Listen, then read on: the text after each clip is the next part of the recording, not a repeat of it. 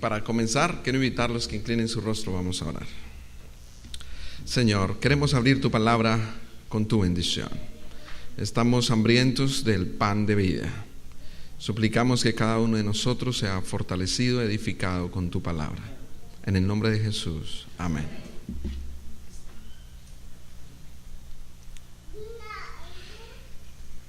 Que se vaya para el infierno, donde pronto se encontrará con Fidel Castro. Que se vaya para el infierno, donde se va a encontrar muy pronto con Fidel Castro.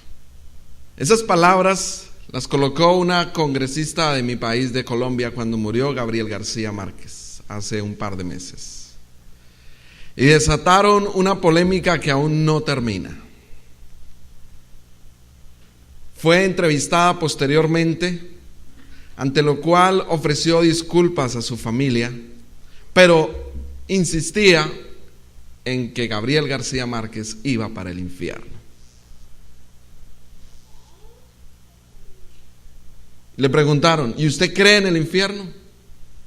Y ella dijo, no creo en el infierno. Entonces, ¿por qué lo manda para el infierno? Y así muchas personas, cuando alguien muere, aprovechan que los muertos no se defienden para dar sus opiniones y enviarlos al infierno. El infierno es el último lugar donde alguna persona quisiera estar. Pero ¿realmente existe el infierno? ¿Es el primer lugar que nos espera después de morir? ¿O hay alguna otra opción? Durante miles de años, el ser humano ha querido saber qué hay después de la muerte. Algunos dicen que es el cielo, otros que el infierno, otros que vas a reencarnar en otro animal, otros que vas a un purgatorio. Y muchos han entregado su dinero y sus bienes por salvarse del infierno. Pero ¿de dónde viene esa idea del purgatorio como salvación del infierno? El primero que habló acerca de ello fue un muy conocido por ustedes, Platón. Platón escribió un libro por allá en el año 360 antes de Cristo, un filósofo griego. En ese libro, él menciona que hay dos mundos. El mundo inteligible, la razón, la esencia, la verdad y el alma. Es el mundo de las ideas. Él dice que es un mundo bello, perfecto, que es un mundo ideal. Y en contraposición coloca el mundo material, es decir, el mundo sensible, todo lo que podemos tocar, los sentidos, el cuerpo. Este mundo de abajo es un mundo imperfecto, es un mundo horrible, es un mundo asqueroso. Se contrapone las ideas al cuerpo. Esto es lo que enseñaba Platón, la filosofía de Platón en cuanto a su cosmología o la visión del mundo. Entonces él decía que hace mucho tiempo existía la idea de Rafael, de Rafa, que lo vemos allí muy ocupado en el mundo de las ideas. Él era perfecto y bello allí, pero un espíritu, según Platón, llamado Demiurgo, cogió esa idea de Rafael y la trajo a este mundo y se volvió imperfecto. Ya no es tan bello como era en el mundo de las ideas, según Platón. Ahora, según él, cuando muera Rafael, se va a separar esa alma que llama Platón, alma. Él la llama alma, aunque la Biblia no llama eso alma, lo llama en paralelo sería espíritu. Pero Platón le llama alma y dice que esa alma se desprende del cuerpo y regresa de nuevo al mundo de las ideas que están arriba. Pero esa idea de Rafael, como ha estado metida en el cuerpo, que es su cárcel, para Platón es contrario, el cuerpo es la cárcel. Entonces, al salir va defectuosa esa idea y necesita purificarse antes de llegar al mundo de las ideas. En ese proceso de purificación, tiene que pasar por un proceso de purificación. Ahora, Platón no era cristiano, ni más faltaba, estamos hablando del año 360 antes de Cristo. Ni tampoco era judío, era griego. Esto es filosofía griega, la cual impactó al mundo entero. Y posteriormente, nuestro muy conocido Agustín, aquí está una representación de ese purgatorio, en el cual cada piso, siendo los de más abajo los más terribles, tiene cierto grupo de personas. Dale al siguiente, hermano Luis, que podemos observarlos mejor en el siguiente. En el de abajo, los más malos, los soberbios. Ahí al ladito, los envidiosos. Bueno, no se alcanza a ver, pero más abajo de esto, de acuerdo a Dante, están los excomulgados, es decir, los que nunca van a lograr la redención. Pero aquí están los soberbios, luego los envidiosos, luego los iracundos, y ahí va subiendo los perezosos, los avaros, glotones, lujuriosos, y al paso de los años de castigo va a llegar de nuevo al jardín del Edén, al estado de inocencia. Esto es una descripción de ese purgatorio, que la idea del purgatorio nació con Platón, pero fue Agustín de Hipona el que lo materializó. Él vivió en el año 354 después de Cristo. Este es el más importante filósofo del catolicismo, del cristianismo de ese momento. Entonces Agustín dice: toda alma antes de ir al cielo debe pasar por el purgatorio.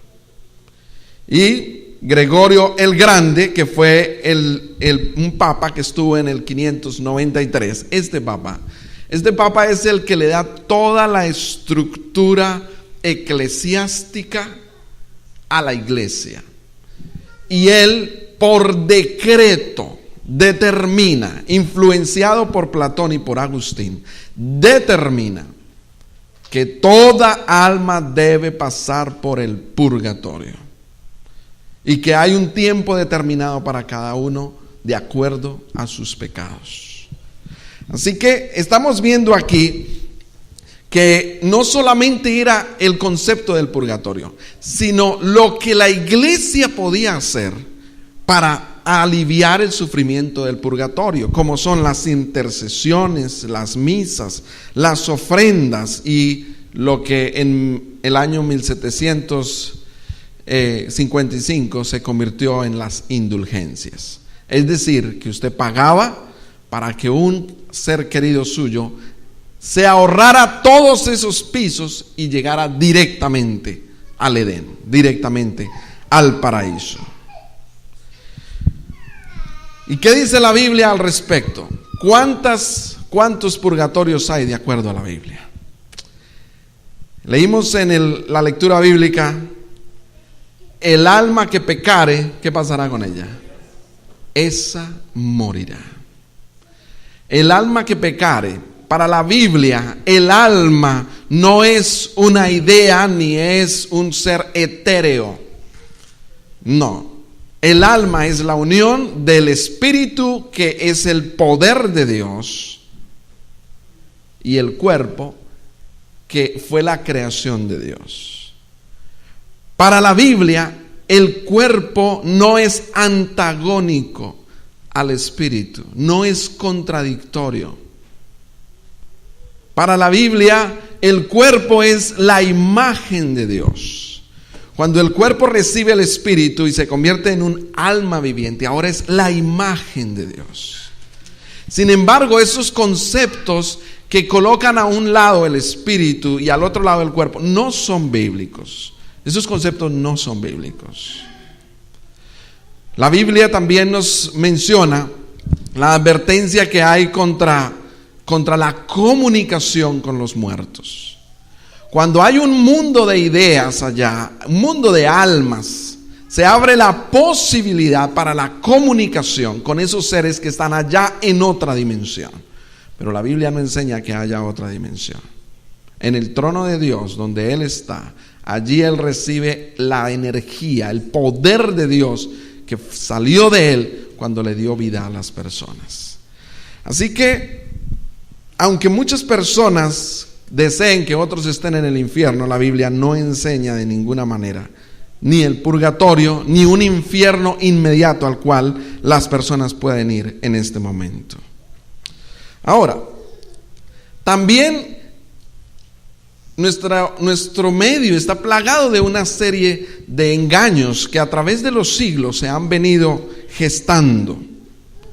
Uno de ellos, quiero que pase a la siguiente, comenzó con este señor, Dámaso. Dámaso primero, él era el obispo de Roma, mucha atención, obispo de Roma, no el papa de Roma, era el obispo de Roma. Este líder, este obispo, por primera vez en la historia, mencionó que Pedro era el primer papa, por primera vez.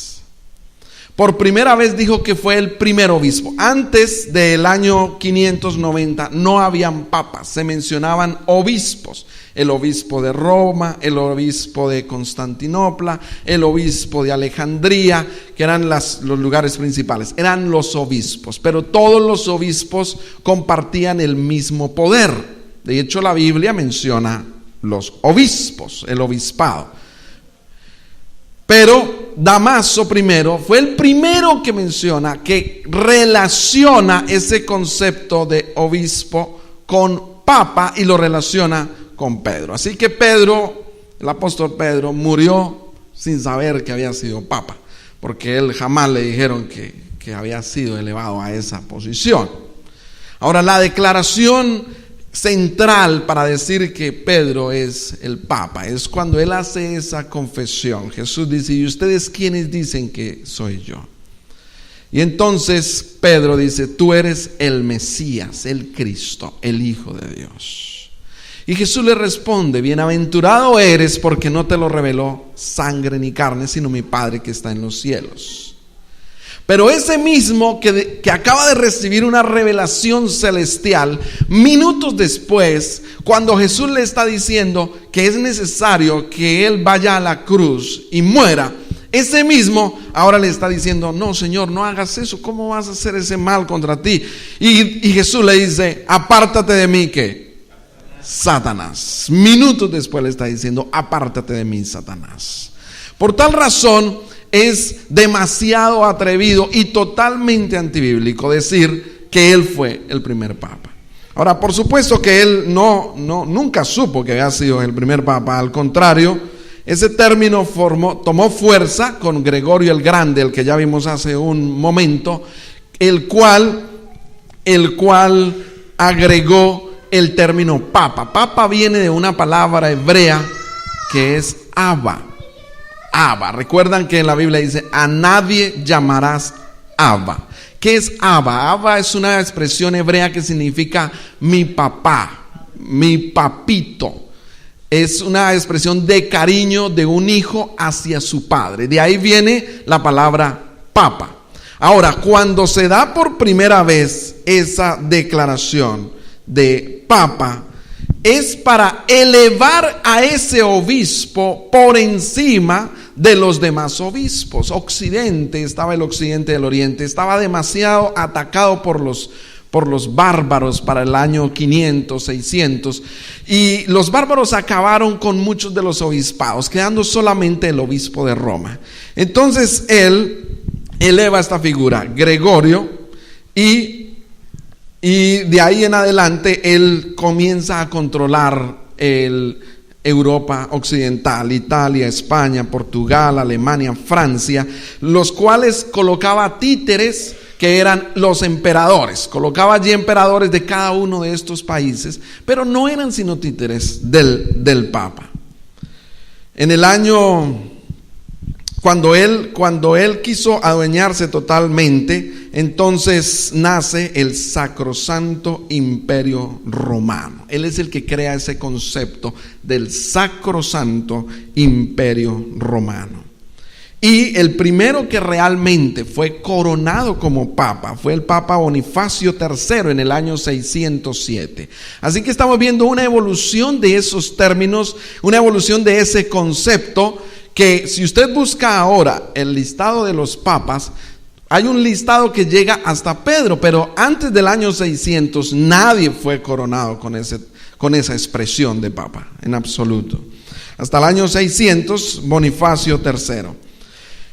¿Qué dice la palabra de Dios con respecto a ese pontificado y a esa representación de Dios en la tierra? Vamos a leer el libro de Hechos, capítulo 2.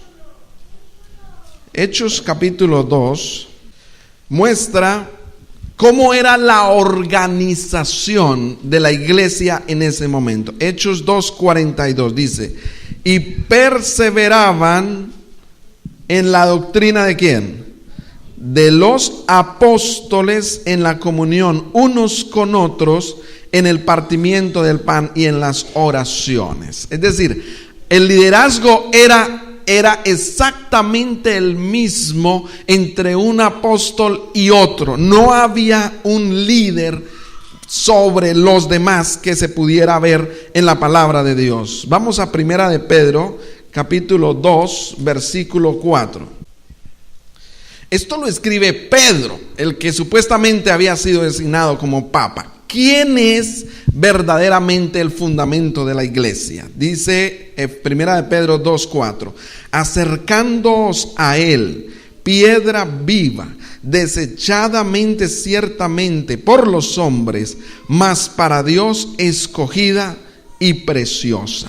Entonces, allí está hablando exactamente de que la piedra viva es Jesucristo. Y si usted sigue leyendo el versículo 5 hasta el 8, ahí está aclarando perfectamente que esa piedra fue despreciada por los edificadores, despreciada por el pueblo judío, despreciada por la iglesia, y luego se convirtió en la piedra fundamental. Y Primera de Corintios, vamos a Primera de Corintios, que es de Pablo, capítulo 10, versículo 4, dice: y todos bebieron la misma bebida espiritual, porque bebían de la roca espiritual que los seguía. Y esa roca era ¿quién? Cristo. Así que todos los apóstoles en todos los libros identifican perfectamente al fundamento de la iglesia como Jesucristo. Ahora, ¿qué significa para ti que Cristo es la roca? Que Cristo es el fundamento. Eso significa, hermanos, que tu fe, tu confianza, tu permanencia en esta iglesia no depende de ningún hermano de la iglesia, no depende del pastor, no depende de lo que digan en la iglesia ni lo que hagan en la iglesia, porque el que finalmente sostiene tu fe es Jesucristo. Eso significa que cuando tú quieres alimentarte espiritualmente, tú debes buscar es a la roca. Tú puedes leer todos los libros que tú quieras, pero si tú quieres alimentarte espiritualmente, tu verdadero y único fundamento es la roca, es Jesucristo, es la Biblia. No hay ningún otro fundamento para ti. Eso significa que en el momento de pruebas y dificultades, Jesús es la roca. Eso significa que cuando haya división en la iglesia, cuando haya conflictos, tú no debes de tomar partidismos ni sectarismos, porque nadie de ellos va a fundamentar tu fe, solamente Jesucristo, porque Él fue el único que dio su vida por ti y por mí. Eso significa que Jesús es la roca, es el fundamento. Muchas organizaciones se han fundado desde hace muchos siglos, pero todas ellas han desaparecido, porque solamente la que está fundada sobre alguien que es eterno se puede mantener para siempre. Así que por esa razón la iglesia se partió, se dividió para el siglo XVI. Porque los cristianos sinceros de corazón se dieron cuenta que estos papas se contradecían entre sí. Sus declaraciones eran contradictorias, de siglo a siglo cambiaban. Como somos los seres humanos. Depende de las circunstancias, cambiaban las doctrinas, cambiaban las declaraciones. Y de ninguna manera la Biblia le da supremacía a ninguna persona sobre esta tierra. Sin embargo, para el concilio de Nicea, que fue el primer concilio celebrado organizado por Constantino, se estaba estudiando, el tema que se estaba estudiando era la divinidad de Jesucristo. Y en ese concilio se reunieron todos los teólogos y eruditos del tema. Y tratando de salvaguardar la divinidad de Jesucristo, se hace una declaración que se convertiría en uno de los mayores problemas de la Iglesia Católica. Esa declaración fue: María es la Madre de Dios. Si solamente se decía que María era la Madre de Jesús, los que razonan, porque es que el mayor error del ser humano es tratar de racionalizar a Dios, es decir, tratar mentalmente de entender a Dios y de entender su naturaleza. Dijeron: si Jesús es hijo de María y María es una mujer mortal, común y corriente, pues entonces Jesús va a llegar a ser, o llegó a ser, un hombre mortal, común y corriente. Y tratando de salvaguardar la divinidad de Jesucristo, entonces hacen esa declaración: María es la Madre de Dios. Eso fue en el 300 que se hizo esa declaración. Y 100 años después, en el concilio de Éfeso, se comienza oficialmente la adoración a la Virgen María. Y aparece un personaje, dale al siguiente, hermano Luis. Este señor se llama Domingo de Guzmán. Eso es por allá en el 1170, 1200. Él dice que la Virgen se le aparece a él y le ordena enseñar el rosario a todo el mundo. Domingo de Guzmán fue el creador del famoso rosario, ante el cual todos debían de orar y suplicar. Hubo una guerra cuando este señor Domingo de Guzmán, y él puso a todos los soldados a rezar el rosario, y vencieron en esa batalla. Por tal razón, él dijo: de ahora en adelante todos los creyentes deben rezar el rosario. Y entonces, de una declaración simple que no tendía a divinizar a María, sino a defender la divinidad de Jesucristo, ahora ya para el 1200 se está rezando a la Virgen María. Y en el concilio de Trento, que ya es en el 1545, se determina que María tuvo una inmaculada concepción. Eso significa que Jesús nació de manera milagrosa y la Virgen se mantuvo siempre virgen, una virginidad perpetua. Y decreta que María debe recibir veneración. O sea, ya ahí por decreto va subiendo la posición de María, y hace poco, relativamente en 1950, se determina la asunción de María. La asunción de María enseña que el cuerpo de María no pudo corromperse, sino que ascendió al cielo. No es resurrección, sino ascensión, lo que ellos enseñan. El alma subió y es a la cual se le reza, y el cuerpo no se corrompió, según ellos, sino que ascendió milagrosamente. Se la llevaron los ángeles para el cielo en 1950, por decreto. Sí, por decreto. Así que estamos viendo cómo los decretos y concilios son más fuertes aún que la muerte, según esta concepción. Así que estamos viendo cómo lo que enseñó Vamos al libro de Hechos, capítulo 4, versículo 12. Esta declaración de Pedro mismo también ante el concilio, Hechos 4, 12, está siendo cuestionado ante el concilio. Y en el versículo 11 y 12 dice: este Jesús, Hechos 4, versículos 11 y 12, este Jesús es la piedra reprobada por vosotros los edificadores, la cual ha venido a ser cabeza del ángulo, y en ningún otro hay salvación, porque no hay otro nombre bajo el cielo dado a los hombres en que podamos ser salvos. Este era el fundamento del cristianismo, pero con el paso de los años se le dio vía a la figura del Papa y también a la figura de la Virgen María, y con ella también la figura de la intercesión de los santos, la cual distrae y tergiversa totalmente el camino de la salvación.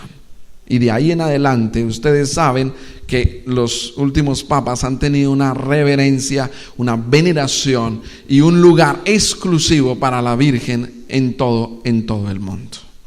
Ahora, en estos años también nació el concepto de la canonización. Hace unos días pasó a ser santo dos personajes. ¿Recuerda quiénes fueron? Juan Pablo II. ¿Fue Juan 23? Ok, yo estaba confundido con otro, no he ido a mirar la lista de los papas, de los santos. Y Juan 23. Esta figura de canonización también es una figura griega, que es la posibilidad de que los hombres lleguen a ascender de posición y de rango personal. Los griegos creían en los semidioses, guerreros que en vida habían sido gloriosos para su país, se convertían en semidioses al morir y podían ayudar en futuras batallas, aunque ya estuvieran muertos. Entonces también nace ese concepto de la canonización. Así que estamos viendo uno tras otro cómo estos diferentes conceptos han llegado y han tergiversado lo que dice la palabra de Dios. Ahora, el otro gran introducción de una doctrina que cambió totalmente el cristianismo la hizo Constantino. Constantino era un emperador criado por Constancio Cloro y Helena después canonizada también, Santa Helena. Helena era cristiana, año 300, ubiquémonos año 320. Es una época en la que desde el año 61 con Nerón se comenzó a perseguir a los cristianos en todo el Imperio Romano. Sufrían, se les quitaban sus propiedades, pero para cuando llega Constantino al poder, el cristianismo está muy disperso y su misma madre es cristiana. Así que él recibe esa influencia del cristianismo y él se da cuenta que él como emperador no le conviene tener dos religiones opuestas. Así que lo primero muy bueno que hace es suspender las persecuciones a los cristianos. Los cristianos tuvieron paz, por fin tuvieron paz para reunirse, para congregarse, para andar libremente, para predicar. Pero ¿cuál fue el problema? Que Constantino, entonces, como él les da la libertad, ahora él como emperador mete su mano de poder dentro de las decisiones de la iglesia. No deja que los líderes religiosos lideren la iglesia, sino que él como emperador toma decisiones dentro de la iglesia. Y él no es un erudito religioso, él es un político, él es un emperador. Por tal razón sus decisiones son decisiones políticas. Por esa razón él era un temeroso de Dios. Él era tan temeroso que no se bautizó sino hasta que le faltaba una semana. Cuando vio que ya iba a morir y le faltaba una semana para morir, se mandó bautizar, porque él creía que si se bautizaba antes y pecaba, era condenado. O sea, era el concepto de que después del bautismo hay pecado, hay condenación. Entonces él dijo: no, yo me voy a bautizar hasta el último momento. Y cuando llegó el último momento, le faltaba una semana, no encontró a alguien bueno que lo bautizara, y un hereje llamó a un hereje que lo bautizara y lo bautizó una semanita antes. Así que él de todas maneras anhelaba la salvación. Pero el gran cambio que él hace es que él ve que uno de los grandes cambios, la principal fiesta de los romanos era la fiesta al sol invicto, el nacimiento del sol, y era el 25 de diciembre. Así que él ve una oportunidad para casar los dos conceptos, las dos corrientes religiosas más importantes de su momento, y él dice: Cristo es el sol de justicia, y Cristo nace cuando nace el sol, que es símbolo del sol de justicia. Y el 25 de diciembre llega a convertirse en la fiesta principal tanto para cristianos como para los romanos. Aquí lo que estamos viendo a lo largo de todo esto es cómo creencias paganas son cristianizadas por el Imperio Romano. Creencias que no tienen nada que ver con la Biblia son hechas sagradas, supuestamente. ¿Y qué dice la Biblia acerca de estos cambios que se iban a ver? Constantino no solamente hace esto, sino, como ustedes saben, cambia la adoración que se celebraba solamente en sábado al domingo. Ahora, hay que ser justos. Muchos cristianos ya observaban el domingo antes de que Constantino lo hiciera. Los cristianos habían sido perseguidos por los judíos, y los judíos guardaban ¿cuál día? El sábado. Así que los cristianos no son judíos, salieron de los judíos, y muchos son judíos, pero no se identifican con el judaísmo. Así que los cristianos, tratando de marcar cierta diferencia con los judíos, muchos comenzaban a observar, a guardar el domingo, aunque la Biblia no decía eso. Así que para Constantino fue relativamente fácil hacer el decreto oficial del cambio, cumpliendo una de las profecías más importantes de Daniel. ¿Qué dice el libro de Daniel? Capítulo 7, versículo 25. Daniel 7, 25 dice, hablando de este gran poder: y hablará palabras contra el Altísimo, y a los santos del Altísimo quebrantará, y pensará en cambiar los tiempos y la ley. Así que, cumpliendo una de las profecías, y es como este poder, que es un poder civil, un poder militar, iba a entrometerse directamente con las decisiones de la iglesia. Hermanos, no tenemos sino un solo mediador entre Dios y los hombres, y es Jesucristo. No tenemos sino un solo día que Dios nos ha dado para observar: el sábado. Y no tenemos que pasar por el purgatorio para llegar a obtener el perdón por nuestros pecados. Porque por gracia sois salvos por medio de la fe, y esto no de vosotros, pues es don de Dios. No por obras, para que nadie se gloríe. Pero el versículo 11, Efesios 2:11 estoy diciendo, versículo 11 dice: para que andemos en buenas obras, las cuales fueron preparadas antes de la fundación del mundo. Que Dios les bendiga, hermanos, en esta mañana.